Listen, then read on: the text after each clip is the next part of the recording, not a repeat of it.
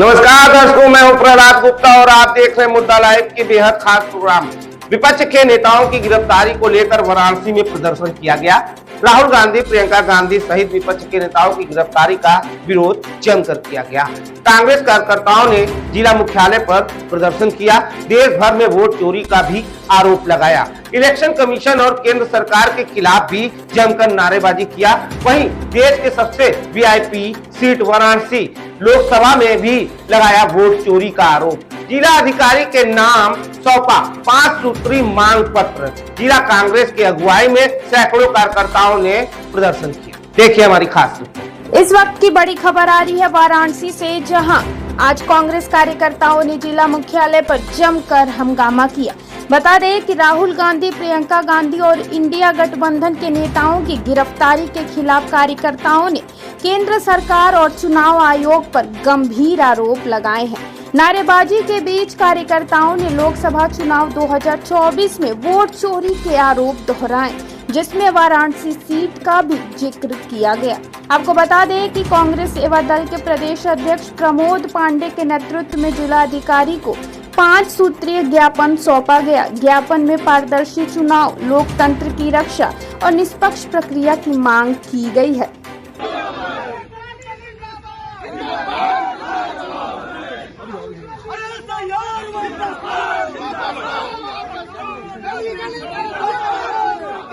कल आपने देखा कि जो राहुल गांधी जी ने 7 अगस्त को खुलासा किया था बेंगलुरु सेंट्रल की एक विधानसभा लोकसभा की जो महादेवपुरा की सीट पे 1 लाख से ज़्यादा फर्जी वोट आए, तो उसको लेकर के कल लोकसभा में लोग और एसआईआर के मुद्दे पे लेकर के लोग कल प्रदर्शन कर रहे थे। 300 सांसद लोकसभा और राज्यसभा के थे, उनको बीच में रोक दिया गया। और जब इस बात को कहा जा रहा है कि राहुल गांधी एफिडेविट दें, जबकि हमने देखा कि तमाम पूर्व चुनाव आयुक्तों ने, रावत साहब पूर्व चुनाव आयुक्तों ने कहा कि एफिडेविट राहुल गांधी क्यों देंगे भाई, वो तो चुनाव परिणाम घोषित हो गया। तो इसको लेकर के लड़ाई है और एसआईआर के नाम पे भी बात कही जा रही है। एसआईआर के नाम पे 1 अगस्त को उन्होंने अपनी ड्राफ्ट रिपोर्ट दी है।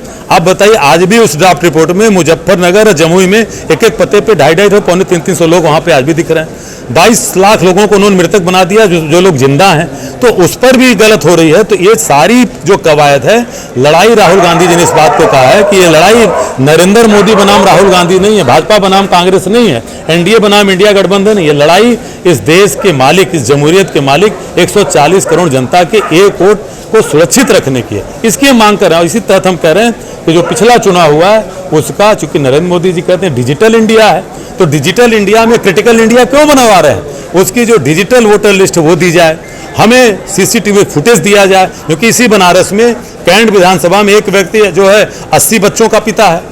एक यहाँ पे मतदाता विशाल सिंह पुत्र महिपाल सिंह, वो जाकर के बेंगलुरु में वोट करता है। तो ऐसे नाना प्रकार के फर्जी वोटर हैं। आखिर इसकी सच्चाई जब सामने आ गई तो चुनाव आयोग क्यों छिप रहा है? इसको स्वीकार करे, उसको दुरुस्त करे, इतनी सी बात है। डॉक्टर प्रमोद पांडे, अध्यक्ष उत्तर प्रदेश कांग्रेस सेवा दल। आज घिराव किए, क्या मांगे? देखिए, कल जिस तरीके से राहुल गांधी जी को गिरफ्तार किया गया और उनके साथ 300 सांसद थे, 300 सांसदों का दल चुनाव आयोग के कमिश्नर से मिलने जा रहा था, चीफ इलेक्शन कमिश्नर से अपनी बातें रखने जा रहा था। और अपनी बातें वो रखने जा रहा था कि लोकतंत्र में एक वोट का जो अधिकार मिला हुआ है, चाहे राजा हो या फकीर, उसको एक वोट का अधिकार है, समानता का अधिकार है। और उस वोट को चोरी करके लोकतंत्र को कलंकित करने का काम किया है सरकार ने। और 1.5 घंटे की प्रेस कॉन्फ्रेंस में मैं सबूत जो चुनाव आयोग द्वारा हमको प्रदत्त था, जो हमको दिया गया था, उसी के आधार पर हमने आरोप लगाया। ऐसे में चुनाव आयोग कह रहा है कि आप हलफनामा दीजिए। एक सामान्य शहरी, सामान्य नागरिक जब अपनी बात को रखने के लिए किसी अधिकारी या कहीं किसी संस्था में जाता है, आरोप लगाता है, तो उस पर जांच की जाती है। और यहाँ तो राहुल गांधी लोकसभा के सदस्य हैं, एक नहीं कई बार से हैं, और आज लोकसभा में नेता प्रतिपक्ष हैं।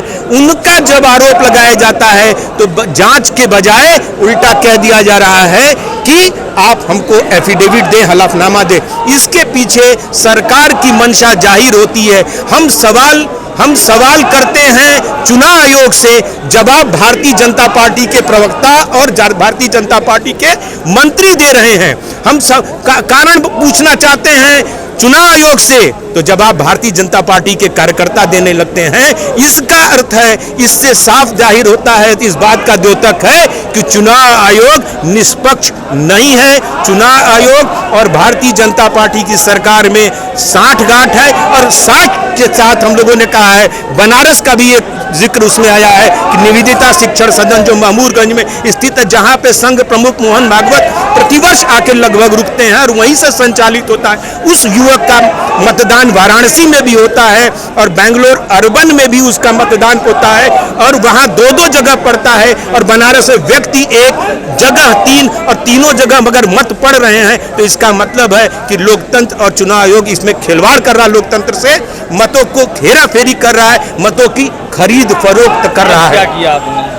आज हम इन्हीं बातों को लेकर जिलाधिकारी को ज्ञापन देने आए थे कि इस पर जांच कराई जाए, स्थानीय स्तर से जांच हम लोग चाहते हैं, और पूरे के पूरे हिंदुस्तान में आज समस्त कांग्रेस जन और अन्य दल के लोग भी छोटी सी बड़ी इकाइयों के समक्ष पहुंचकर जांच की मांग कर रहे हैं। वर्तमान जो पिछले लोकसभा चुनाव हुआ है, जिसमें भयंकर धांधली हुई है, अभी हमारे राष्ट्रीय पूर्व अध्यक्ष माननीय राहुल गांधी जी ने एक विधानसभा उठाया, उसमें 40,000 फर्जी वोटर पाए गए हैं, जिस पर कि उसका विरोध करने पर उनसे एफिडेविट मांगा जा रहा है और उनको तरह तरह से प्रताड़ित किया जा रहा है।